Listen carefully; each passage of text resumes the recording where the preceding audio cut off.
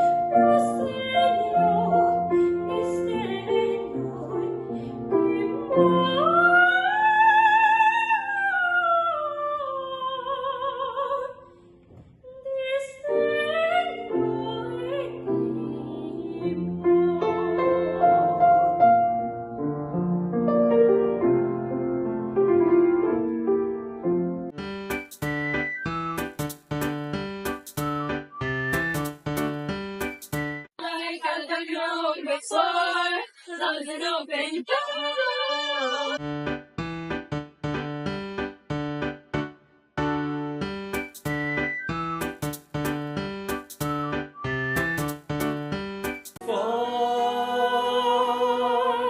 on your knees. Oh, hear the angel voices. Oh, night divine. Oh, night when Christ was born.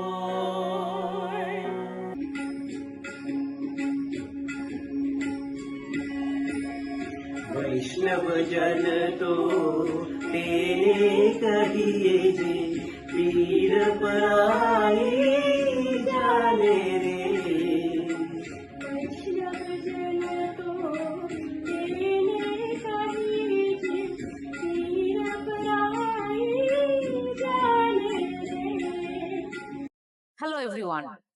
This is Akulina. You are listening to Coffee with Lina podcast, where words spell, music speaks. Music holds a great power over our mind. My today's guest is Poorna, who is a trained classical opera singer. They are the musical masterpieces. Let's listen the story from her, how she is using her skill in community. Hello, Poorna. Hi, How are you? I'm good. How are you? I'm good too. Okay, you are passionate about classical opera singing. What do you mostly do these days? What helped you to develop your singing skills? Yeah, great question. I think that so honestly, I've been singing for a very long time. Started off with my dad when I was really small. Joined choir when I was in middle school, and eventually discovered that I personally like singing like classical opera. I think what really built my singing skills is, after being in a choir, I discovered like while I enjoy singing in a group, I do also enjoy singing, by myself a bit more because I get more independence, can be a bit more creative with the ways that I sing.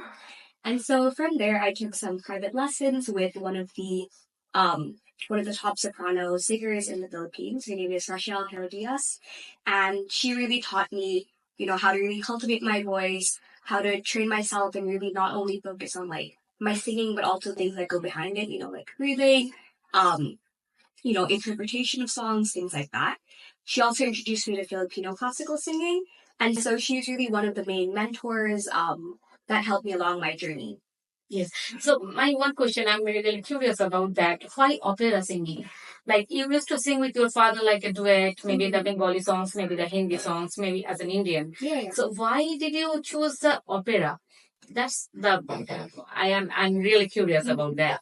Yeah, no, and that makes complete sense. I feel like it's only natural. Like, I don't think you see a lot of, I guess, like Indian girls sing specifically even like opera or like Filipino opera music. So totally valid question. I think that the shift really happened because, when I was singing with my dad, when I was singing in a choir, all these kinds of different like music styles, I realized that like while I do enjoy singing them, there's just some sort of like a tonality in my voice that it wasn't just me who noticed this, but people would also say like, "Oh, you have a more like classical sounding voice. Your voice sounds a little bit more deeper, a little bit more mature." Um, and so from there, like it kind of took my choir teacher and my singing teacher saying, "Why don't you try opera singing, classical music? See how that kind of sounds. See how you feel about it, and see what kind of, I guess, um, music you're able to create singing this style." And so after giving it a try, I really did find that I not only felt that I was able to really like, I guess, express myself more, but that it just suited my voice better and that I was really able to project and be more creative when it came to this very specific style of singing, which is why initially, or which is why I finally ended up deciding to pursue it more.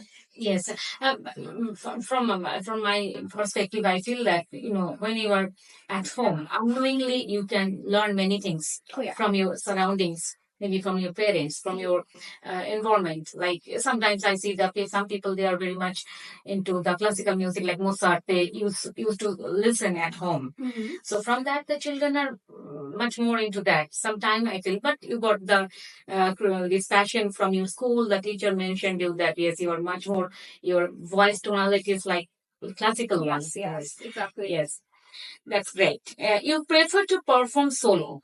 On the other hand, you sing in groups too. What's the difference you find out between two kinds of performance?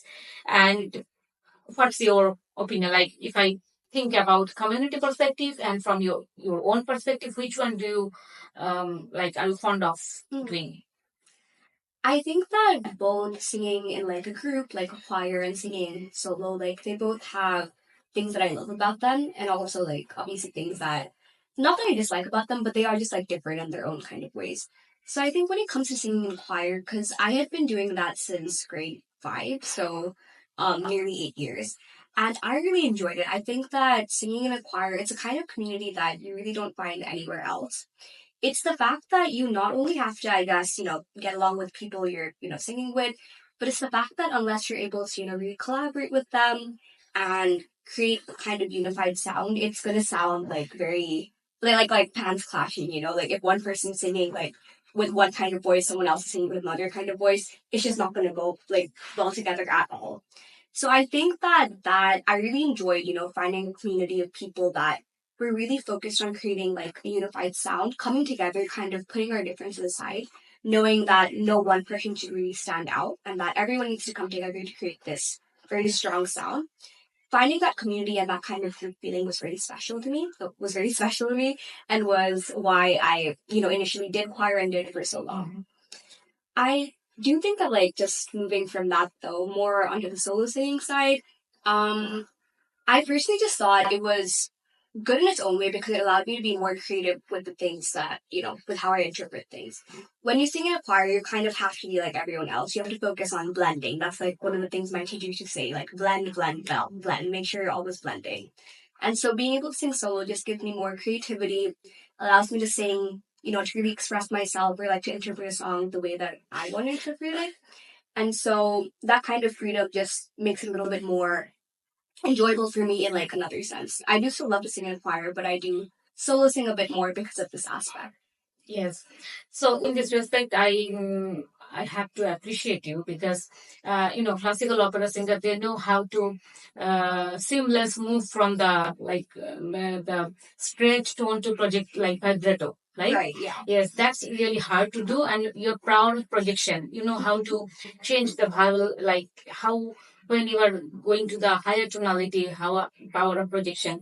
So is this really hard to when you learn from the teacher? So did you confront any kind of hassle of learning this because the articulation, diction, and emotive delivery. So all the things are together at the same time you are playing when you are doing the solo. So it's a kind of music, and at the same time you are singing, and like a drama, like it's a storytelling through the drama.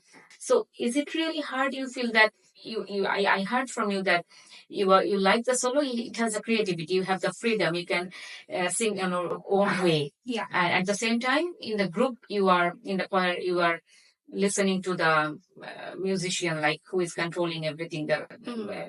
The conductor. Yeah. And so is it really hard to cope up with these things, the dialect, the articulation, the emotive delivery, at the same time, all the things you are doing together?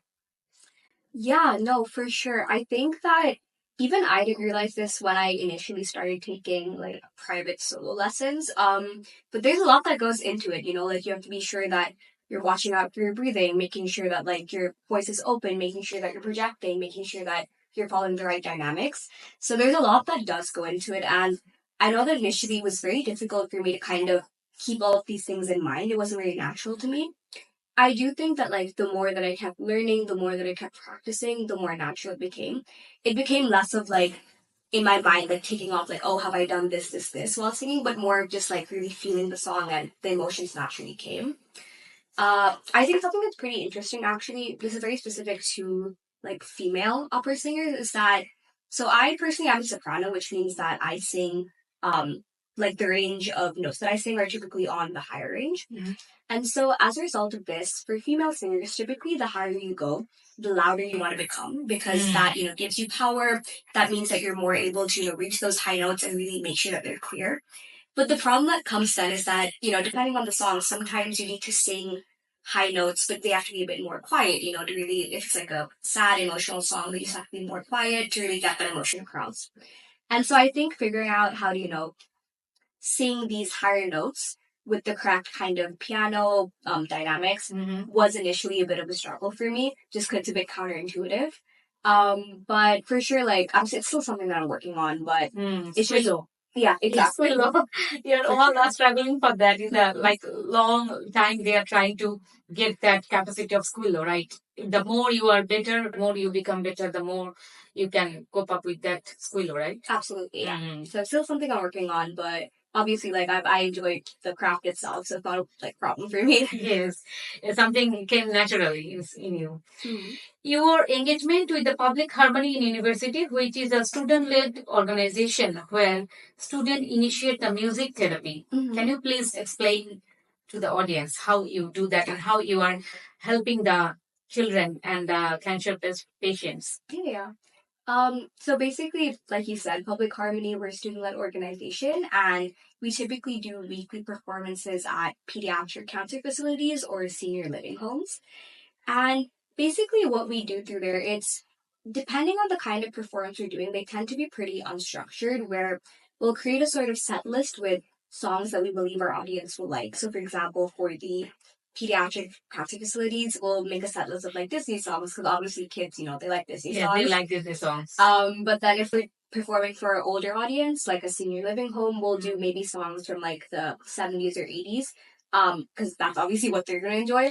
And so after creating this list, we go, and it's not just singers, it's primarily singers, but we also have, you know, instrument players, we have guitar players, violin players, all sorts of things, trumpet players. So we all come together, we create these arrangements, and then we perform. And even during our performances, we really try to make them a bit informal so that even our audience members, they can like join in, sing with us, try out our instruments, and really talk to us and connect with us. Because basically, like, we're trying to make it so that music is kind of an avenue for them to really be able to interact with people and also connect with each other.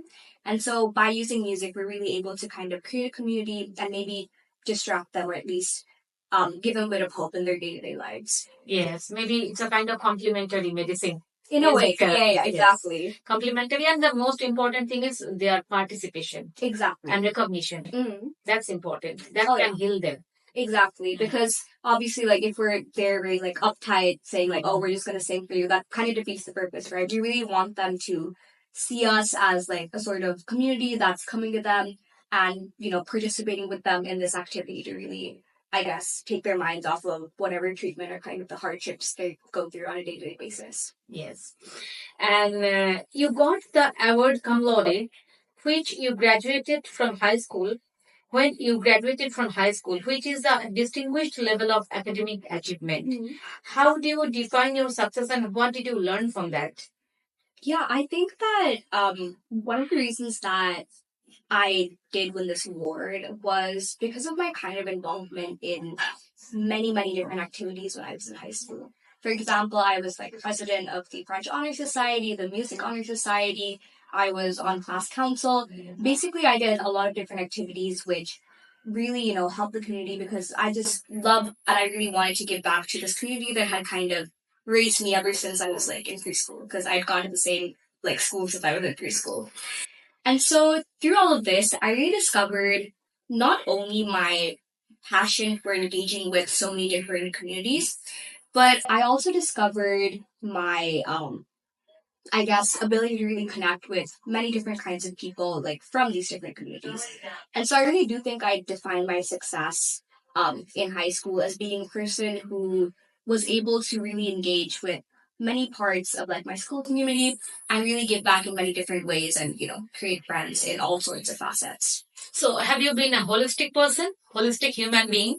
I Can think I tell that? I think so, and sometimes a little bit too fault because sometimes people will ask me, so like, what is your passion? I'll be like, oh my god, where do I start? ABC. So Yes, for yes, you have sure. to be. You have to do something hard, impactful that can touch the heart and soul of the people in the community. That's beyond the like culture and creed. Oh That's yeah, important. exactly. That's Thank you. really important. Yes.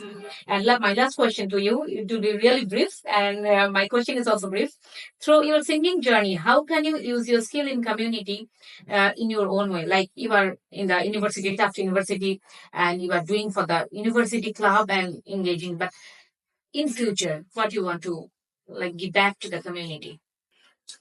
I think that in the future, for sure, like I don't see myself. I think that music has just kind of become one of those things that's just like embedded in my life. Not only because of the kind of solace and the kind of enjoyment that it brings to me, but also the ways that it can help me connect with communities beyond just myself. Mm-hmm. So I think that for sure, seeking out these kinds of groups where I'm able to, sing in a choir or connect with people through music is going to be super important for me because I know that, in this day and age, sometimes it can be very difficult to connect with people. I think it's just maybe a generational thing. But I think that for sure music, like I'm so happy that I have this kind of tool that makes it easy for me to connect with people and make friends in that kind of way. Yeah, singing is a creative means of communication. Absolutely. And it can help you to like meet people, make friendship with other people, and you can relate your story with the singing when you are beyond words. When you cannot tell in words, then singing can help you to relate the things with one more people, like the people who are you are talking with. Oh yeah. And yes, and maybe some people they are Parkinson's disease, they are also they can get the help, they can enhance their motor skill by singing and many things, in the community, social skill, many personality confidence. Yes. So I got to know many things from you through your singing journey, classical singing journey. It's really a lot. You are doing for the community and from your university also you have joined in a club and you are contributing to the people who are suffering from cancer. It's a real contribution to the community, I feel. And definitely in future you will do the same. And we are happy really to hear this. You started using your skill in the community. So we would like to conclude our conversation today. Next week I'll be coming back with a new person with a new video. Bye bye.